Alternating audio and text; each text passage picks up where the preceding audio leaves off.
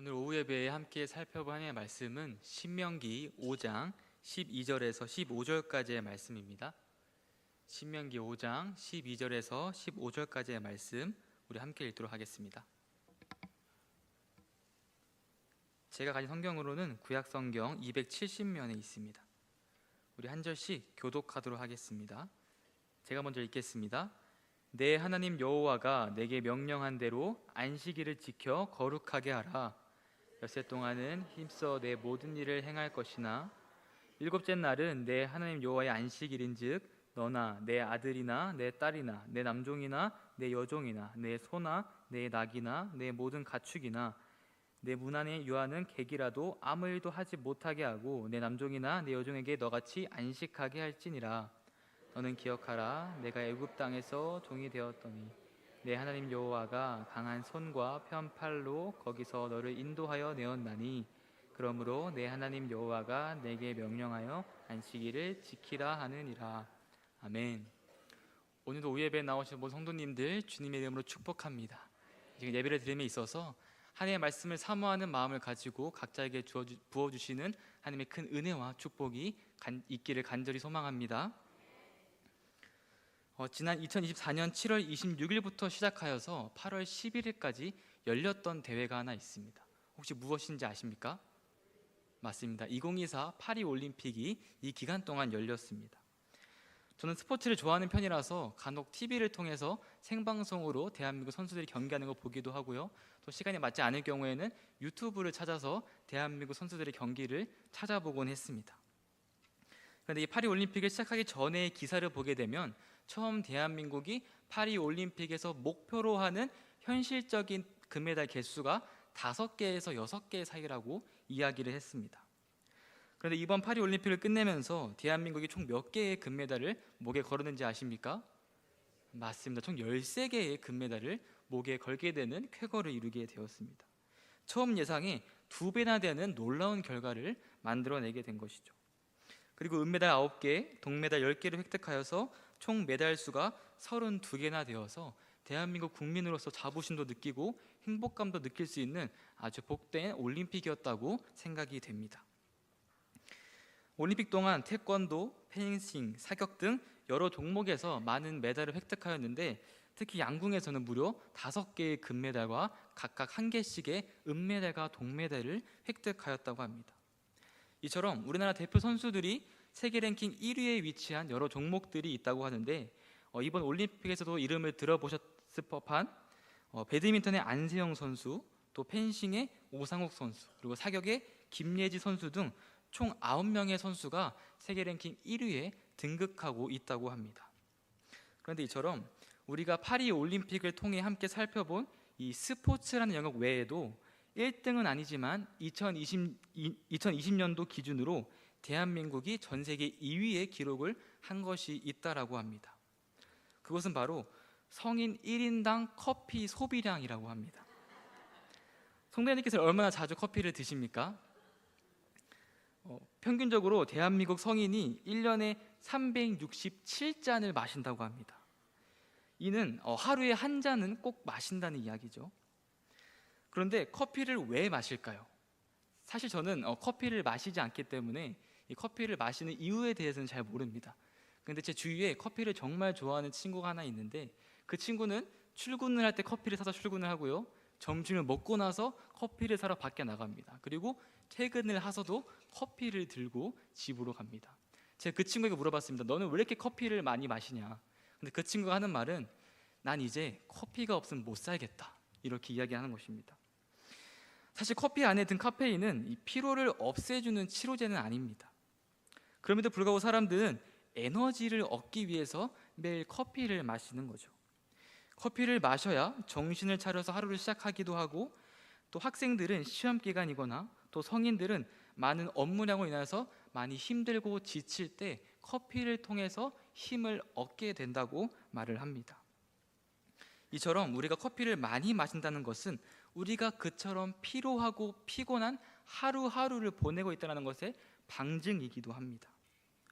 오늘날 살아가는 우리에게 이 쉼과 휴식이라는 것이 얼마나 필요한지 우리가 절실히 느끼며 살아가고 있기 때문이죠. 그런데 우리가 이런 쉼과 회복이 필요한 걸 느낌에도 불구하고 우리가 마음 편히 쉴 수 없는 이유는 무엇입니까? 그것은 바로 세상의 돈과 성공이라는 것이 우리를 조급하고 불안하게 만들기 때문입니다. 그런데 성경에 기록된 구약의 역사를 보면 오늘날 우리가 느끼는 바와 같이 쉼이 없는 하루하루를 살아가는 사람들을 발견할 수 있습니다. 그들은 바로 출애굽하기 이전에 애굽에서 종살이를 하던 이스라엘 백성들입니다. 우리가 잘 아는 것처럼 이스라엘 백성들은 애굽에서 400년간을 종으로서 생활을 하게 됩니다. 종에게 쉼이나 휴식이 있을까요? 구약 시대를 포함하여서 고대 사회 당시에 종은 인간 이하의 취급을 받았습니다. 사람으로서 대해지기보다는 주인의 재산에 더 가까운 취급을 받게 되었습니다. 출애굽기 2장 11절을 통해서 종살이를 하던 이스라엘 백성들의 모습을 우리가 엿볼 수 있습니다. 제가 읽어드리겠습니다. 모세가 장성한 후에 한 번은 자기 형제들에게 나가서 그들이 고되게 노동하는 것을 보더니 어떤 애굽 사람이 한 히브리 사람 곧 자기 형제를 치는 것을 본지라.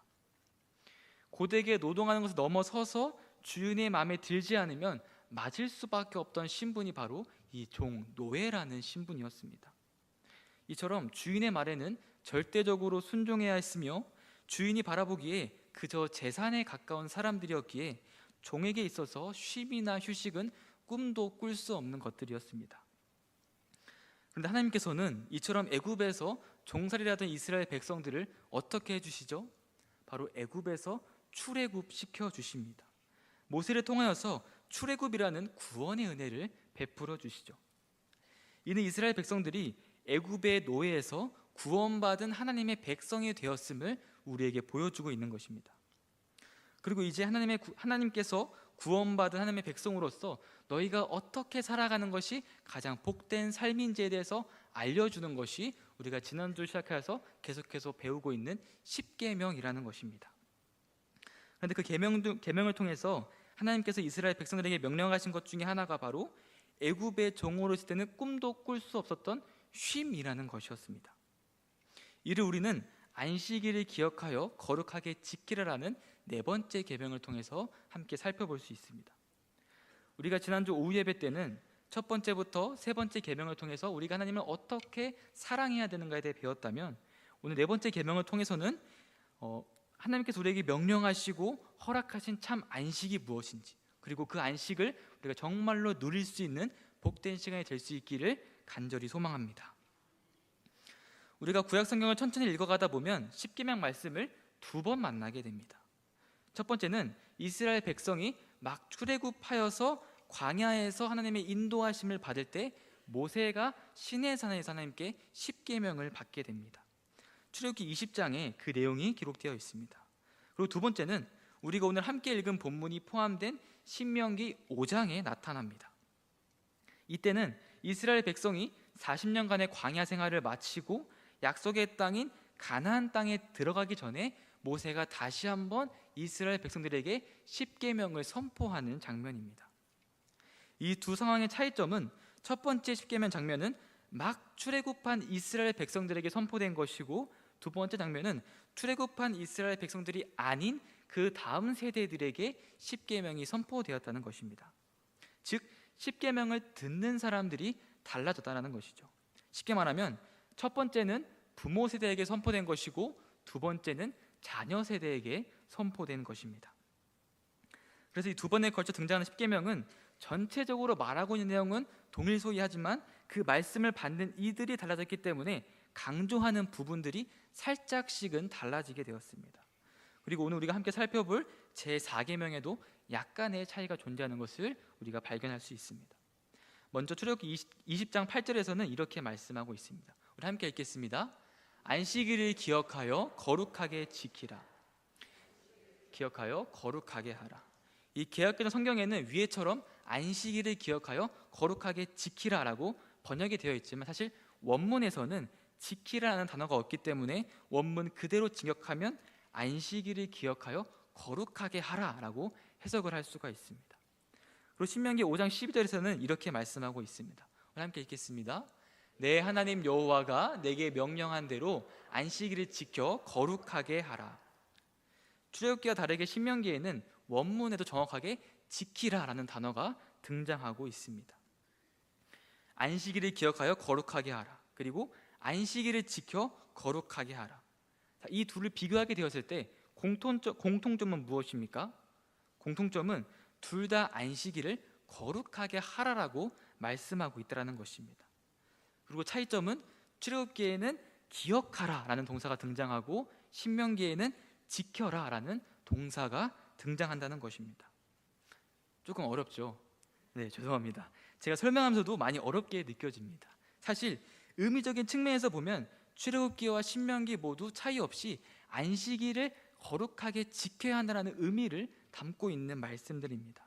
그러나 제가 이렇게 어려운 설명을 드린 이유는 우리가 이 안식일 계명을 살펴봄에 있어서 두 가지 단어를 한번 생각해 보기 위해서입니다. 그것은 바로 기억과 지킴이라는 단어입니다. 앞에 제가 어렵게 설명해 드린 건 다 잊으셔도 됩니다. 지금부터 기억해 주셔야 할 것은 안식일 계명을 바라보면서 우리가 주목해야 할 단어는 기억과 지킴이라는 단어라는 것입니다. 이 기억과 지킴이라는 단어 속에서 이 지킴은 무엇을 지키라는 말씀일까요? 당연하게도 안식일을 지키라는 말씀일 것입니다. 그렇다면 기억은 무엇을 기억하라는 말씀일까요? 기억은 하나님께서 행하신 일들을 기억하라는 말씀이었습니다.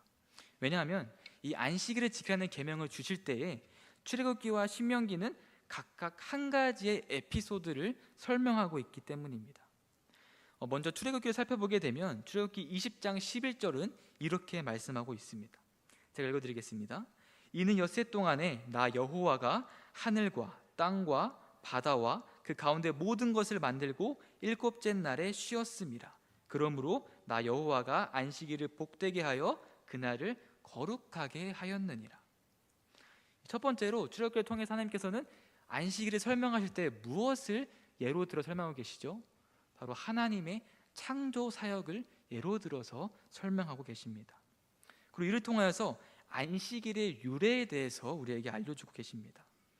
창세기 1장과 2장에 기록된 것처럼 하나님께서는 6일에 걸쳐서 이 세상을 창조하시고 마지막 일곱째 날에는 안식하셨습니다.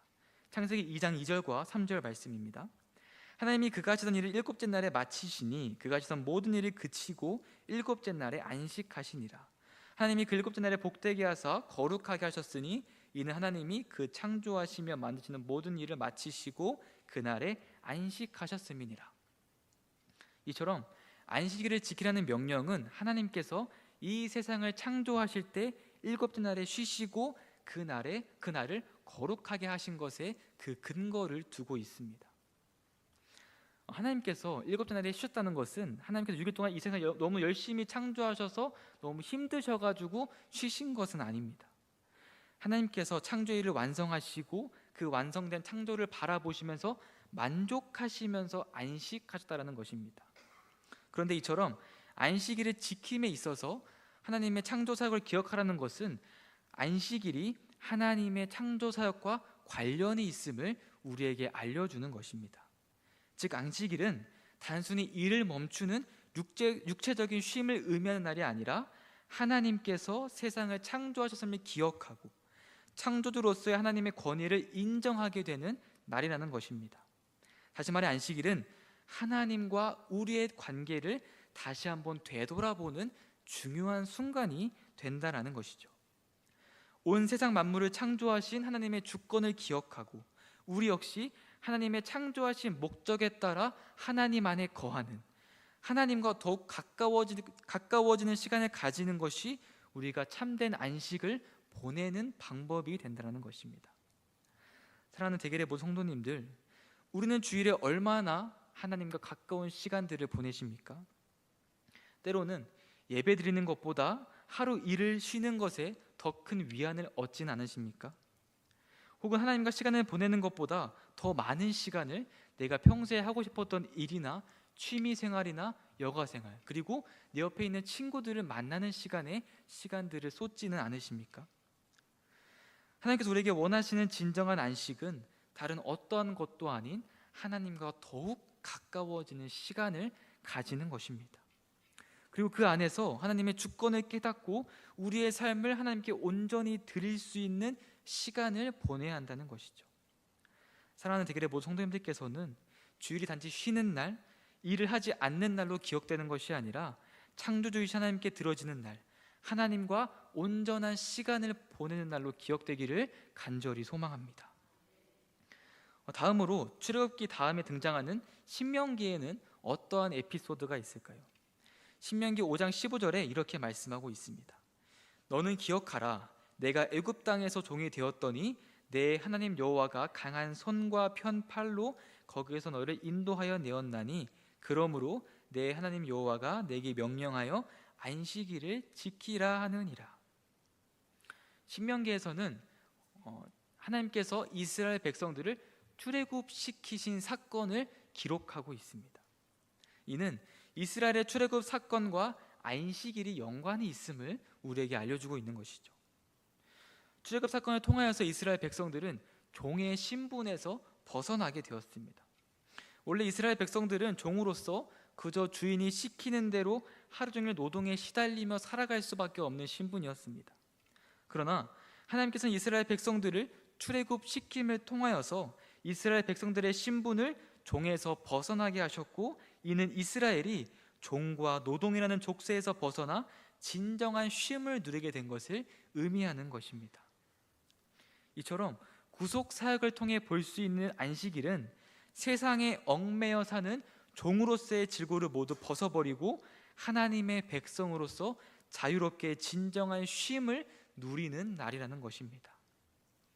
이 속에서 우리는 주일 성수의 개념도 생각해 볼 수 있습니다. 이 주일 성수가 무엇일까요? 주일마다 교회에 나와서 예배를 드리는 것, 이것이 주일 성수일까요? 단순히 주일에 교회에 가느냐 가지 않느냐가 주일 성수를 의미하는 바는 아닐 것입니다. 주일에 교회에 나와서 앉아 있다가만 가는 것이 아니라 진정으로 하나님의 뜨거운 임재를 경험하는가에 주일 성수의 의미가 달려있다는 것이죠. 세상에 시선을 두지 않고 하나님께만 우리의 시선을 고정하여서 예배와 찬양과 기도를 통해 하나님께서 우리에게 부어주신 놀라운 은혜와 축복을 받아 누려야만 한다는 것입니다.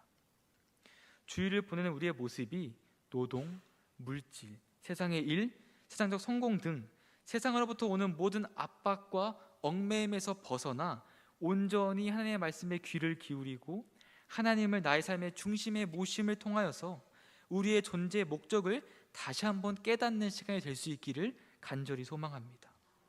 이를 통해 불완전한 세상의 가치를 두고 염려와 불안 속에 살아가는 것이 아니라 완전하신 하나님 안에 소망을 두고 하나님이 주시는 참 쉼과 평안을 누리며 살아가시는 대길의 모든 성도님 되시기를 주님의 이름으로 간절히 축복합니다. 출애굽 사건을 통해서 이스라엘 백성들에게 있었던 또 한 가지의 변화는 이스라엘 백성들이 세상으로부터 구별되게 되었다는 것입니다. 우리가 함께 읽은 본문 15절을 보면 하나님께서는 이스라엘 백성들을 하나님의 강한 손과 편 팔로 애굽에서 인도하여 내었다고 말씀하고 계십니다. 다시 말하면 구속의 사건을 통해 이스라엘을 애굽이라는 세상으로부터 나오게 하시고 하나님께로 속하게 하셨다라는 것입니다. 이는 세상과 구별된 거룩의 의미를 가지고 있는 것입니다. 안식일을 지켜 거룩하게 하라는 말씀은 이처럼 구별된 삶을 살아가는 것을 의미하는 것입니다. 이는 세상 사람들과 달리 주일날 구별된 시간과 장소에서 하나님 앞으로 나와 예배드리는 하나님 백성으로서의 우리의 모습을 가리키고 있는 것이죠. 그리고 이러한 구별된 모습은 주일에만 국한된 것이 아닙니다. 우리가 주일날 그렇게 구별된 모습으로 하나님을 찾고 예배함을 통해 우리는 하나님의 백성이라는 정체성을 깨닫게 되었다면 당연히 이어지는 6일간의 삶 속에서도 그 고유한 정체성 속에서 거룩의 모습을 살아가야 한다는 것입니다. 사랑하는 대길의 모든 성도님들, 혹시 썬데이 크리스천이라고 들어보셨습니까? 이 썬데이 크리스천의 뜻이 무엇일까요? 일주일 중에 주일에만 교회에 나가는 사람들을 보고 우리가 흔히 썬데이 크리스천이라고 부르게 됩니다. 한 목사님께서 교회에서 어떤 성도를 마주치게 되셨습니다. 그리고 그 성도는 목사님에게 자신을 이렇게 소개했습니다. 목사님, 저는 썬데이 크리스천입니다. 이 말을 들은 목사님은 그 성도에게 이렇게 대답했다고 합니다. 성도님, 썬데이 크리스천이 뭐 어때서요? 말 그대로 일주일 중에 주일에 딱 한 번 예배를 드린다고 해서 그 한 번의 예배가 결코 부족한 것이 아닙니다. 중요한 것은 그 한 번의 예배 속에서 하나님을 만나는가 만나지 못하는가입니다. 그렇습니다. 우리가 정말로 조심해야 할 썬데이 크리스천의 모습은 예배를 얼마나 자주 드리는가의 문제가 아닙니다. 우리가 예배를 통해 하나님을 만나는가 만나지 못하는가의 문제이며, 이것이 드러나는 장소는 우리의 일상의 모습에서입니다. 정말로 부끄러워야 할 썬데이 크리스천의 모습은 주일날 보여지는 그들의 신앙과 나머지 6일간의 삶의 모습이 불일치하는 교인들의 모습이라는 것이죠. 그러나 혹여나 높아심의 말씀을 드리면, 제가 지금 말씀드리는 것이 주일에만 예배를 잘 드리면 된다, 이것을 말씀드리는 것은 아닙니다. 혹시 어디 가셔서 아니 글쎄 김 목사가 주일만 예배 드리면 되는데 이렇게 말씀하시면 안 됩니다. 우리 인간은 연약하기 때문에 주일에 하나님을 뜨겁게 만났을지라도 일상의 삶 속에서 사단의 공격에 넘어지기도 하고 흔들리기도 합니다. 그래서 일상 속에서도 하나님께 나아가는 자리가 반드시 필요한 것이죠. 개인적으로 말씀을 묵상하거나 기도를 함을 통해서도 가능하고, 시간을 내셔서 새벽 예배와 수요 예배, 금요 영서 집회를 통해서 하나님께 나아가는 시간을 가지는 것도 매우 중요합니다. 그리고 이러한 시간들을 통해서 우리는 하나님을 뜨겁게 만날 수 있게 되는 것이고, 일상의 삶 속에서도 계속해서 구별된 거룩의 삶을 살아가야 한다는 것입니다. 사랑하는 대길의 성도 여러분, 매 주일이 하나님을 예배하고 찬양하고 기도함을 통해 하나님을 뜨겁게 경험하고 만날 수 있는 임재의 순간들이 되시기를 간절히 소망합니다. 그리고 그를 통해 누리는 기쁨과 소망을 주일에 교회 잠깐 누리셨다가 교회에 두고 가는 것이 아니라, 우리의 일상 속에서도 그 구원의 감격을 우리의 삶을 통해 다른 이들에게도 선포하며 나아갈 수 있는 우리 모두가 될 수 있기를 간절히 축복합니다. 출애굽기와 신명기의 말씀을 통해 각각 창조 사역과 구속 사역과 관련하여 안식일의 의미를 함께 살펴보았습니다. 다음으로는 두 부분에서 공통적으로 강조하고 있는 부분인 안식일의 공통체성에 대해서도 같이 한번 살펴보도록 하겠습니다. 우리가 함께 읽은 본문 14절을 보면 이렇게 말씀하고 있습니다. 우리 함께 읽겠습니다. 일곱째 날은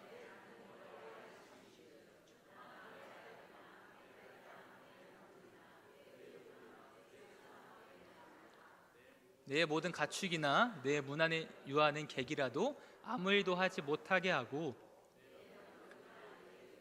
너같이 안식하게 할지니라. 아멘.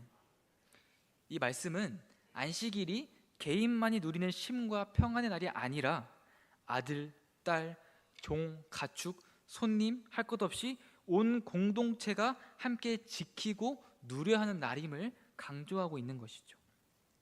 즉 안식일이 개인의 신앙뿐만 아니라 공동체적으로도 중요한 의미를 가진다는 것을 우리에게 보여주는 것입니다. 이처럼 안식일은 공동체가 함께 모여 하나님을 예배하고 서로의 신앙을 격려하며 돌볼 수 있는 시간이 되어야 합니다. 사랑하는 성도 여러분, 예배를 마친 이후에 우리의 모습은 어떠합니까? 혹은 예배가 마치게 되면 차 막히기 전에 얼른 집에 가기 위해서 바삐 짐을 챙겨서 나가시지는 않습니까? 안식일이 그저 단순히 나만의 쉼을 위한 날이 아닌 대길 공동체 속에서 서로를 돌볼 수 있는 사랑의 실천의 날이 되기를 간절히 소망합니다. 예배가 마친 이후에 예배를 통해 누린 감격을 서로가 나누며 그러한 교제의 시간을 통하여서 서로가 서로의 힘든 점과 필요를 알아가며 기도해주고, 또 때로는 실제로 나의 시간과 정성을 들여서 그들의 쉼이 되어주는 그러한 공동체적 회복과 쉼의 안식을 누리는 대길교회가 될 수 있기를 간절히 바랍니다. 또한 우리에게 가장 가까운 공동체는 누구입니까? 바로 우리 가족들입니다. 때로는 익숙함에 속아서 가족의 소중함을 잊고 살아갈 때가 너무나도 많은 것 같습니다. 가족이 함께 시간을 보내며 하나님을 기억하여 예배하고 서로의 이야기를 나누며 회복의 시간을 누리는 평안의 시간이 되기를 모든 가정 위에 넘치시기를 주님의 이름으로 축복합니다. 다 아시겠지만 혹시나 모를까봐 말씀드리면 우리 대길교회는 매주 주보를 통해서 가정예배 순서가 나아가고 있습니다. 평일에는 각자의 삶 속에서 너무나 바빠서 가족끼리 만나기 힘들 수가 있으니 하나님 오늘 집에 돌아가실 때 꼭 주보 한 장씩 챙겨가셔서 하나님께서 우리 모두에게 온전한 쉼을 허락하시는 주일 저녁을 통해 가정예배를 드리며 교회와 가정공동체 모두에서 하나님이 부어주시는 참 쉼과 회복의 역사가 나타나기를 간절히 소망합니다. 이처럼 안식일은 우리가 창조주 되시는 하나님을 온전히 예배하며 우리의 삶이 하나님께 구별된 모습으로 나아가고 또 그 속에서 나만이 아니라 내가 속한 공동체 모두가 함께 하나님이 우리에게 주시는 참된 쉼과 평안을 누리는 날입니다. 그런데 오늘날 우리는 안식일을 지키고 있나요? 우리는 오늘날 안식일을 지키고 있지는 않습니다. 그렇다면 왜 우리는 안식일을 지키지 않을까요?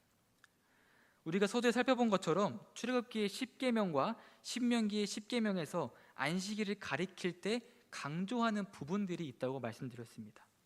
특별히 안식일을 지키면서 기억하라고 말씀하신 사건들이 있다고 하였어요. 출애굽기에서는 하나님의 창조 사역을, 그리고 신명기에서는 하나님의 구원 사역을 중요하게 여긴 것을 함께 살펴봤습니다. 그런데 신약 시대에 와서 누가 이 땅에 오시게 됩니까? 바로 독생자 예수 그리스도가 이 땅에 오시게 됩니다. 그리고 예수님께서는 이 구약에 나타나는 안식일의 모든 율법을 완성시킨 것을 우리가 말씀을 통해 살펴볼 수 있습니다. 고린도후서 5장 17절을 보게 되면 이렇게 말씀합니다. 우리 함께 읽겠습니다. 그런즉 누구든지 그리스도 안에 있으면 새로운 피조물이라. 이전 것은 지나갔으니 보라 새 것이 되었도다. 아멘.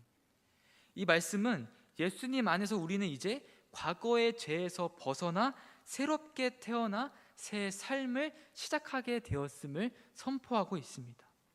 이는 예수님께서 우리 안에 새롭게 행하신 재창조 사역이라고 볼 수가 있는 것이죠. 또한 로마서 5장 10절에서는 이렇게 말씀하고 있습니다. 제가 읽어드리겠습니다.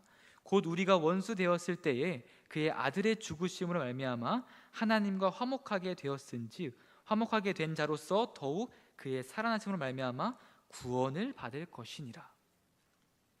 예수님의 십자가 보혈로 우리는 무엇을 얻게 되었다고 말씀하고 계십니까? 바로 구원을 얻게 되었다고 말씀하고 계십니다. 이는 우리에게 행하신 예수님의 구속사역, 구원사역을 이야기하고 있는 것이죠.